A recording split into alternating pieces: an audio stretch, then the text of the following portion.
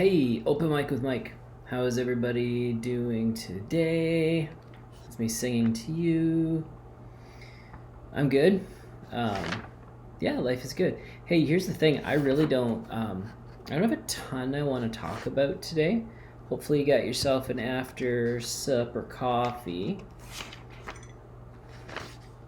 It's not after supper for me. It is actually almost 2 in the afternoon. So just sitting here right now, looking through some stuff that I wanted to remind you of.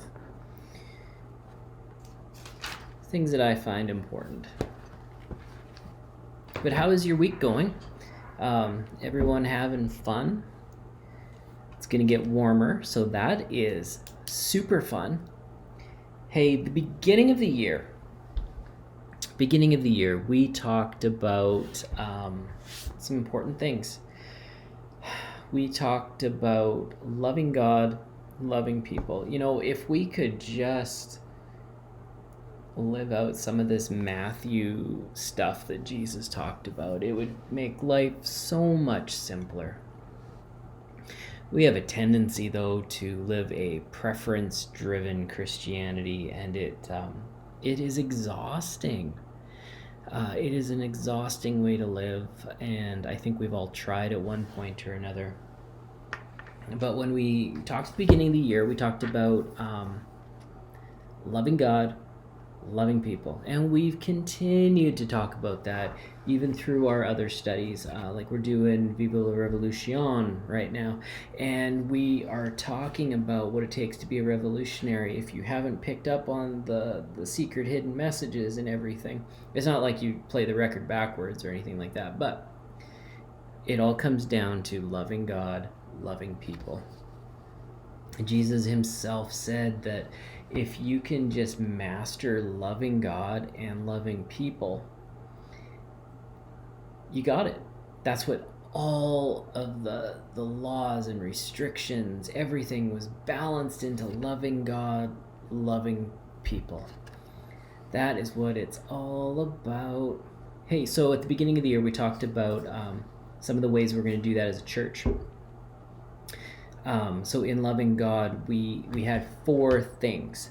4 things. First one, to type it in there before I say it. What the acronym is wins a imaginary gold star. What is the acronym for the 4 ways that we are going to love God? That's right, it's BEST. BEST.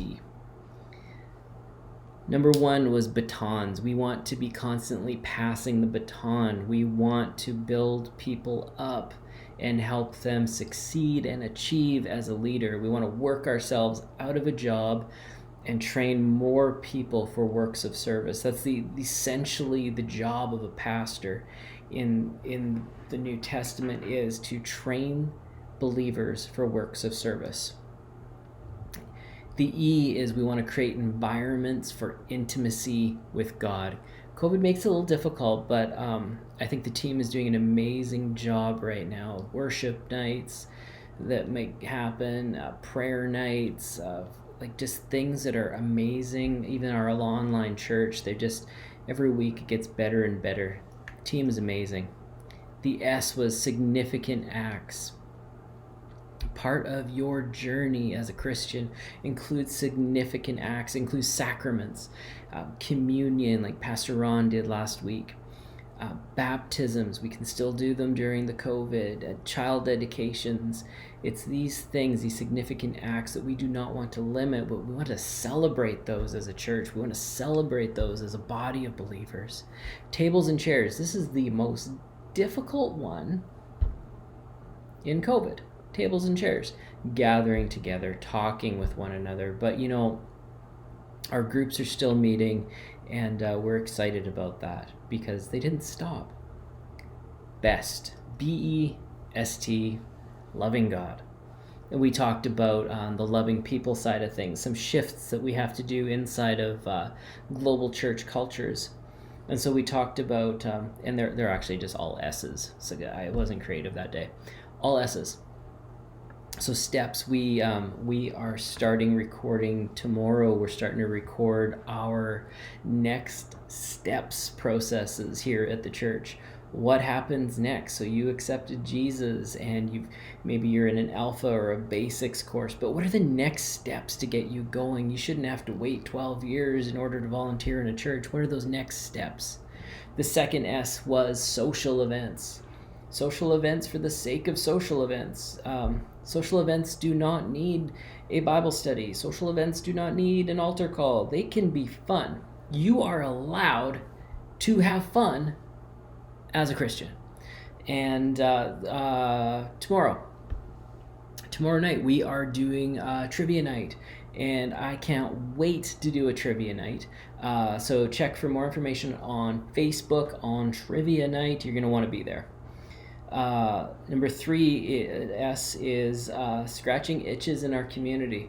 Hey, you guys got involved in this in a big way over Christmas, and I was so proud of you guys as a church and a community, and we want to do more of that stuff. It was awesome.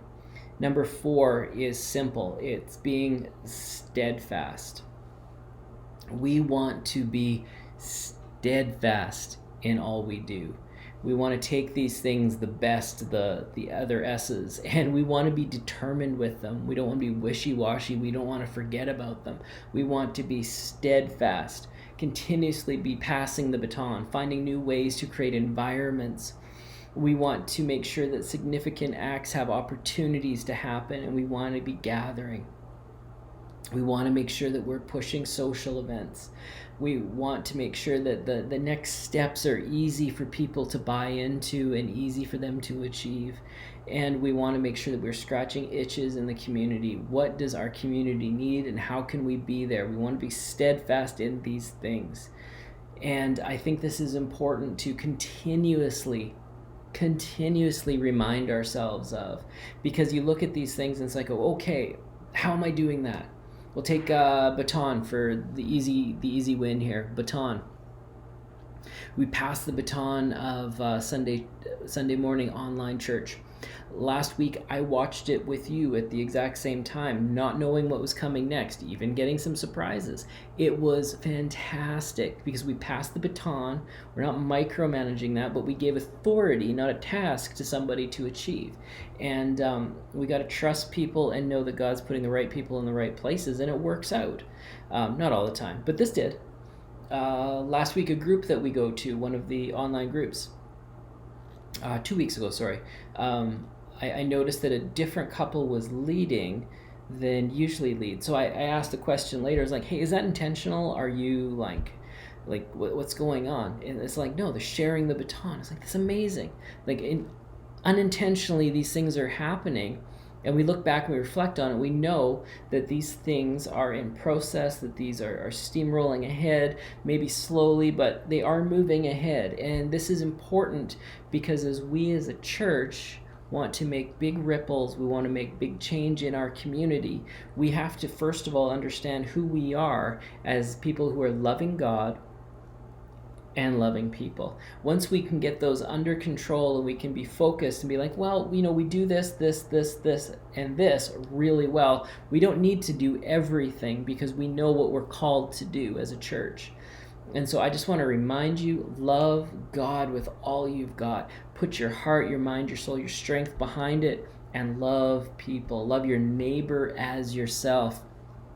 This weekend, special guest preacher, you're going to love it, is talking about what that is, about loving your neighbor. Who's your neighbor? How does this apply to you today? It's going to make it super, super easy. You are going to love this Sunday's message. So be there or be square. Church is good for you, even if it's online and that makes you grumpy. It's going to be okay. Hey, question. So in these open mic with Mike Delios, we're going to change it up in the next couple of weeks and be doing some different stuff.